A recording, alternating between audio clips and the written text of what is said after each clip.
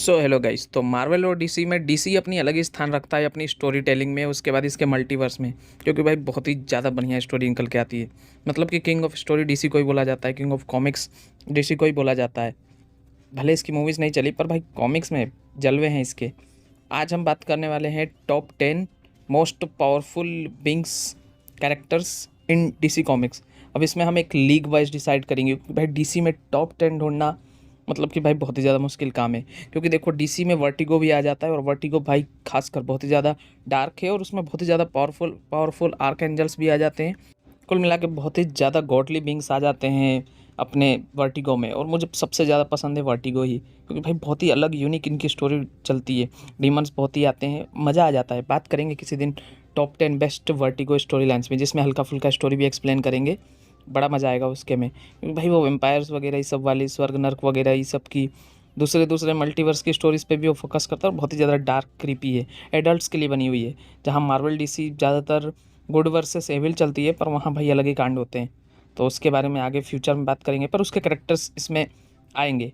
ज़्यादा तो नहीं लूँगा पर फिर भी भाई आएंगे, क्योंकि बहुत ही ज़्यादा पावरफुल है। बस इतना समझ लो कि डीसी का स्टोरी लाइन पर वर्टिगो पर असर बहुत कम पड़ता है, माइनर पड़ता है, पर वर्टिगो का सीधा असर पड़ता है डीसी पे। और वर्टिगो में आपको मालूम ही है कि मार्वल के करेक्टर्स भी आ जाते हैं। मतलब कि वर्टिगो जो है ना वो डार्क अलग ही यूनिवर्स है। मतलब कि बहुत सारे मार्वल के जो डार्क स्टोरीज थी वो वर्टिगो के अंदर इम्प्रिंट हुई थी। पहले की बात कर रहा हूँ, अभी तो पता नहीं अभी वर्टिगो में आ रही है कि नहीं, पर वर्टिगो मुझे बहुत ही ज़्यादा पसंद है। तो चलो शुरू करते हैं। साला 2 मिनट का इंट्रोडक्शन कौन देता है यार। तो चलो शुरू करते हैं। तो टॉप 10 में जाने से पहले कुछ अलग लीग की बात कर लेते हैं जो टॉप 10 में जगह नहीं बना पाए हैं, जैसे कि क्वांटिसेंस। अब इस लीग में आते हैं करेक्टर्स लाइक ज्यूस हो गया, हाई फादर हो गए, स्पेक्टर हो गया, और भी अदर मैजिकल बींग्स लाइक मॉड्रो वगैरह ये सब। हाँ ये सब पावरफुल, बहुत ही ज़्यादा पावरफुल हैं, पर ये टॉप 10 में जगह नहीं बना पाए हैं। इसके बाद एंडलेस वंस, अभी ये अलग लीग है और भाई बहुत ही ज़्यादा पावरफुल है, मतलब कि बहुत ही ज़्यादा पावरफुल। इसको टॉप 10 में नहीं रखेंगे, क्योंकि भाई टॉप 10 अलग ही लेवल के बवासीर, मतलब कि बहुत ही ज़्यादा पावरफुल है। पर भाई ये एंडलेस बहुत ही ज़्यादा पावरफुल है। मतलब कि नेटफ्लिक्स पे आप लोग देख ही रहे होंगे, मतलब कि यार किसी के भी जीवन के जो मेन बिंदु होते हैं वो उनको दिखाते हैं। मतलब कि जीवन, मृत्यु, ये जो सपने लेते हो ये सब, डेथ, डेस्टिनी, डिज़ायर, मतलब कि ये सब आ जाते हैं। और भी इस लीग में करेक्टर्स आ जाते हैं, जैसे कि प्रलय हो गया, फादर वन, मदर वन, ये सब भी आ जाते हैं। और सब एक एक बहुत ही ज़्यादा पावरफुल पर ओवर पावर्ड कैरेक्टर्स हैं, पर इनको हम लोगों ने नहीं लिए हैं, क्योंकि टॉप 10 की बात अलग ही है भाई। उस लीग में जो है ना भाई मल्टीवर्स से भी ऊपर के हैं सब, मतलब कि बियॉन्ड मल्टीवर्स से, ओमनीवर्स से। तो चलो बात करते हैं। तो नंबर 10 पर हमने रखे हैं रीजनल गॉड्स को। अब भाई देखो मार्वल ने गॉड्स को बहुत ही बेकार दिखाया है, कॉमिक्स में भी और मूवीज़ में भी, मतलब कि रीजनल गॉड्स को खास कर। पर डीसी कॉमिक्स की खूबसूरती रही है यही, मतलब कि इनने हिंदू गॉड्स को, त्रिमूर्ति को, या फिर बुद्ध को, और भी रीजनल गॉड्स को काफ़ी अच्छे से दिखाया है। इसके में ब्रह्मा विष्णु महेश का जिक्र कई बार हुआ है। उसके बाद प्रलय वगैरह ये सब का एक हिंदू, मतलब कि देवी देवताओं से नाता रहा है। मतलब कि इन लोगों ने हिंदू देवी देवताओं को अलग नाम से दिखाया है, और काफ़ी अच्छे से दिखाया है। सो नंबर 10 पर हमने रखे हैं रीजनल गॉड्स को, जिसमें अपने हिंदू धर्म के भी आ जाते हैं, बौद्ध धर्म के भी आ जाते हैं, क्रिश्चियन धर्म के भी आ ही जाते हैं। सभी मान लो जो भी है, मतलब कि बास्ट वगैरह ये सब, ये नॉर्थ गॉड तो आ ही जाते हैं। उसके बाद ओलंपियन गॉड्स डीसी में बहुत ही ज़्यादा फेमस है, वो सब भी आ जाते हैं इसके में। तो हाँ, नंबर 10 पर हमने रखे हैं रीजनल गॉड्स को। अब नंबर 9 पर हमने रखे हैं मैजिक को। अब इट सेल्फ मैजिक की बात कर रहा हूँ यहाँ पर। अब मैजिक में हेकेड हो गया, या फिर अपसाइड डाउन मैन हो गया, या फिर वंडर वुमेन हो गई, मतलब कि अनगाइंडनेस रावण हो गई, ये सब बहुत ही पावरफुल, मतलब कि खुद मैजिक का एक परिभाषा है, मतलब कि मैजिक इनसे क्रिएट होता है। तो ये सब को हमने रखे हैं नंबर 9 पर, बहुत ही ज़्यादा पावरफुल है भाई। मतलब कि जो विच मार्क वंडर वुमैन है वो बहुत ही ज़्यादा पावरफुल है। उसके बाद अनकाइंडनेस टाउन बहुत ही ज़्यादा पावरफुल है, और अपसाइड डाउन मैन का तो जलवे आपको मालूम ही है। तो हाँ, ये लीग डिसर्व करती है नंबर। अब नंबर 8 पर हमने रखे हैं इम्प्स को। अब ये भी भाई बहुत ही ज़्यादा पावरफुल है, मतलब कि ये अदर अदर डायमेंशन से आते हैं, जैसे कि मिस्टर मिस्टिक हो गया, नाम सही से ले रहा हूँ कि नहीं, या फिर बैटमाइट हुआ, ये फिफ्थ डायमेंशनल बींग्स है और बहुत ही ज़्यादा पावरफुल है। रियलिटी को इजीली रैप कर सकते हैं, चेंज कर सकते हैं, उसके बाद भी बहुत ही ज़्यादा पावर्स को ये होल्ड करते हैं। अब इन्हीं की लीग में अपन लोग शेयर कर सकते हैं, जैसे कि हो गया अपना एम्परर जोकर, ये इसी लीग में आता है, वो भी बहुत ही ज़्यादा पावरफुल हो गया था। तो हाँ, ये पावरफुल है, इसीलिए नंबर 8 पर हमने इनको रखे हैं। अब नंबर 7 पर हमने रखे हैं द मॉनिटर्स को। अब ये द मॉनिटर्स भी बहुत ही ज़्यादा पावरफुल है। अब इनके में जैसे कि हो गया मैंड्रैक हुआ या फिर सुपर जज हुआ, ये सब बहुत ही ज़्यादा पावरफुल है, रियलिटी वापिंग कर सकते हैं, ये लोग मल्टीवर्स से ऊपर रहते हैं।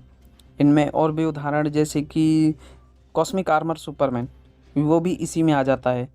तो हाँ, ये बहुत ही ज़्यादा पावरफुल है। और कॉस्मिक आर्मर सुपरमैन की कहानी आपने सुने होंगे, या फिर मैं कभी एक्सप्लेन करूँगा तो बताऊँगा कि कितना ज़्यादा पावरफुल हैं ये मॉनिटर्स।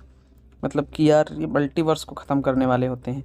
एंटायर मल्टीवर्स छोटी चीज़ है इनके लिए। अब नंबर 6 पर हमने रखे हैं दी ओवरवर्ल्ड ब्रदर्स को। अब परपेचुआ के लौंडे, मतलब कि परपेचुआ के बेटे हैं, ये बहुत ही ज़्यादा पावरफुल है। मतलब कि मल्टीवर्स से अब वो ये स्केल होते हैं जिसके में आते हैं वर्ल्ड फोर्जर हुआ, मॉनिटर हुआ या फिर एंटी मॉनिटर हुआ, ये बहुत ही ज़्यादा पावरफुल है। अब इन्हीं में हम लोग स्केल कर सकते हैं बर्बाडोस को। अब बर्बाडोस कितना ज़्यादा पावरफुल है ये बताने की ज़रूरत नहीं है। मतलब कि जिनने डार्क मेटल पढ़ा है उनको मालूम है कि भाई क्या बवाल चीज़ है वो। अब नंबर 5 पर हमने रखे हैं the hands of the great darkness. अब नाम से पता चल जाता है कि ये सब बुराई को प्रदर्शित करते हैं, डार्कनेस को रिप्रेजेंट करते हैं, और इन्हीं में आ जाता है अपना डार्क साइड और द हैंड। अब ये दोनों ही डोमिनेटिंग फोर्स है और इनको कभी मारा नहीं जा सकता है। मतलब कि डार्क साइड का एक क्लोन सोचो कितनी ज़्यादा तबाही मचा देता है। मतलब कि यार, डार्क साइड वॉर में हमने देखा था जो डीसी का एनिमेटेड आया था, कितनी तबाही मचाई थी, मारने के लिए भाई ट्राइगॉन जैसे विंग्स आ गए थे। तो समझे सकते हो उसका फुल फॉर्म, मतलब कि रियल फॉर्म उसका कितना ज़्यादा पावरफुल होगा। और दी हैंड तो है ही, मतलब कि डार्कनेस को, ओवरऑल डार्कनेस को ये दोनों रिप्रेजेंट करते हैं। तो इन दोनों को मारना नामुमकिन है, इसलिए इस स्थान पर है। इनको रियलिटी से हटाया जा सकता है कुछ समय के लिए, पर फिर भी बहुत ही ज़्यादा पावरफुल है। अब नंबर 4 पर हमने रखे हैं the hand of the source को। अब इसमें ओमनिवर्सल बींग्स हैं जैसे कि परपेचुआ, और इन्हीं में हम लोग स्केल कर सकते हैं द डार्केस्ट नाइट को, मतलब कि बैटमैन हुलाफ को, उसके बाद एंटी क्राइसिस वंडर वुमन को, उसके बाद डॉक्टर मैनहट्टन को। अब ये तीनों ही करेक्टर बहुत ही ज़्यादा पावरफुल हैं और परपेचुआ के लेवल पे हैं। और परपेचुआ को मदर ऑफ मल्टीवर्स भी कहा जाता है, मतलब कि मल्टीवर्स उससे निकला हुआ है। तो समझ सकते हो वो खुद कितनी ज़्यादा पावरफुल है। और जिसने उसको मार दिया था, मतलब कि अपना मैन हु लाफ, वो कितना ज़्यादा पावरफुल होगा, और एंटी क्राइसिस वंडर वुमन कितनी ज़्यादा पावरफुल होगी। तो नंबर 4 पर ये वेल डिजर्विंग है, आई थिंक। अब नंबर 3 पर हमने रखा है द जजेस ऑफ द सोर्स को। अब नाम से पता चल जाता है कि कितने ज़्यादा पावरफुल हैं। मतलब कि ये भाई परपेचुआ जैसे बिंग्स को जज करते हैं, जिसमें रैप्टर आ जाता है और क्रॉनिकल्स आ जाता है। तो हाँ, ये बहुत ही ज़्यादा पावरफुल हैं जजेस ऑफ द सोर्स। मतलब कि एंटी क्राइसिस वंडर वुमन को जज करते हैं ये, तो समझ सकते हो। परपेचुआ जैसे कैरेक्टर्स को जज करते हैं और उनको हटा सकते हैं। तो ये खुद कितने ज़्यादा पावरफुल होंगे। मतलब कि जो रियलिटी वापर्स को रैप करने की क्षमता रखते हैं वो भाई अलग ही लेवल के बवासीर होंगे।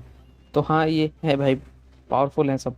अब नंबर 2 पर हमने रखे हैं द ग्रेट डार्कनेस को, और भाई इस लिस्ट में सच में ये नंबर 2 पर है। मतलब कि इससे ज़्यादा पावरफुल कोई भी नहीं है। मतलब कि सच में भाई कोई भी नहीं है।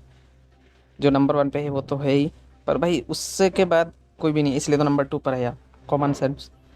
मतलब कि लाइट से पहले क्या थी? डार्कनेस, और लाइट के बाद भी क्या होगा? डार्कनेस। बस इसी से समझ जाओ कि भाई डार्कनेस को हमेशा के लिए मिटाया नहीं जा सकता है, और ये एक न्यूट्रल करेक्टर है।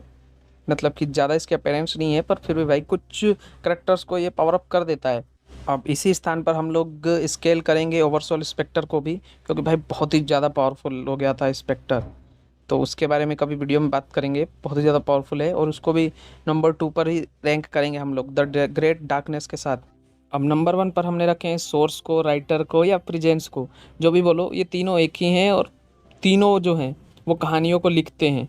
जैसे कि हम हुआ, हम कहानी लिखने लग गए तो उस कहानी के हम हैं सबसे पावरफुल बीइंग। मतलब कि वो हमारे द्वारा, हम उसके में कुछ भी छेड़छाड़ कर सकते हैं। भले कहानी में राजा रंग फकीर कोई भी हो भाई, कहानी में हम लोग कुछ को कुछ बना सकते हैं, किसी को कहानी से हटा भी सकते हैं। वही है यहाँ पर राइटर का केस। अब इस लिस्ट में हमने लूसीफर आर्क एंजल्स को नहीं रखा है, क्योंकि वो कंफ्यूज हो गया था मैं। नंबर 2 पर उसको रख देना चाहिए था अपने को, या फिर नंबर 4 पे रख देना चाहिए था। नहीं यार, प्रेजेंस के बाद तो वही आते हैं। तो हाँ, नंबर 2 पे द ग्रेट डार्कनेस के बाद ही उसी में, उसी लीग में इसको भी रखना चाहिए था अपने को, एंजल्स को। तो यही था अपने टॉप 10 लिस्ट के बारे में, जहाँ पर टॉप 10 में हमने 100-500 कैरेक्टर्स का नाम ले लिए होंगे। तो जो भी है, बताना कमेंट में कि आपका फेवरेट कैरेक्टर कौन सा है, और किसके बारे में आप अलग से सेपरेट वीडियो देखना चाहोगे। कमेंट जरूर करना। छोटा सा चैनल है तो बहुत ज़्यादा चांसेस है कि मैं बना दूँ वीडियो।